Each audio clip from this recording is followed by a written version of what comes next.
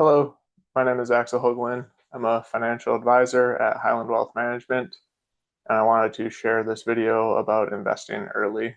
To be clear, this is not financial advice for any specific individual.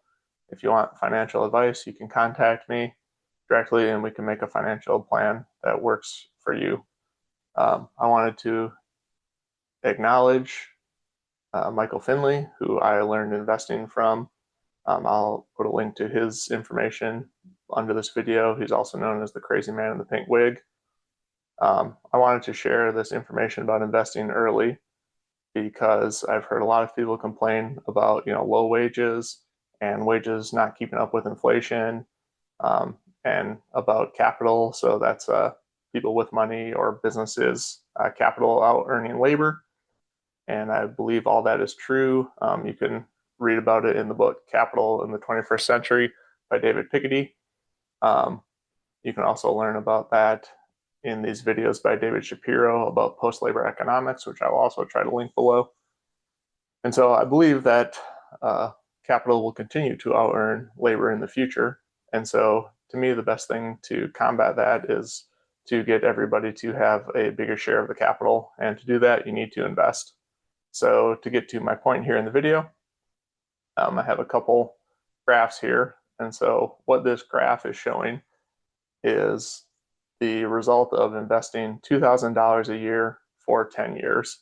So in this example, somebody works from the age of 18 to the age of 27, which is 10 years, and they invest $2,000 every one of those years.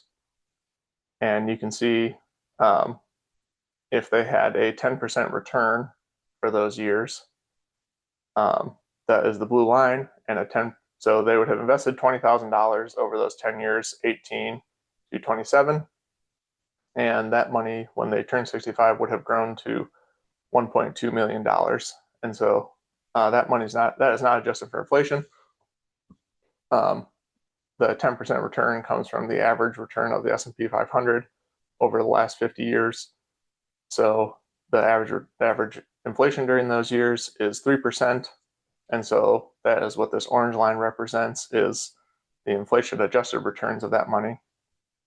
So this would show that having just invested $20,000 over 10 years early in your life at a 7% return, which, like I said, that accounts for the inflation, you would end up with about $365,000. So this just really highlights the effects of investing early. I have a second scenario here where it's the same. You invest $6,000 a year for 10 years instead of $2,000. And so again, it's $6,000 a year from the age of 18 to 27, and then no investments for the rest of your life.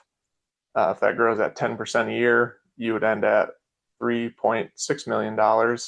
Again, that's not adjusted for inflation, but adjusted for inflation, that would be $1.2 million. And so you can just see, there's not many people in the world, right, who are millionaires. I think, some people would say, hey, $6,000, that's a lot of money to invest when you're 18 or 27. And I agree, which is why I ran the initial case at $2,000 a year. But I would also say, there's a lot of young people who, they can invest $6,000 a year. Maybe you're living at home for a while.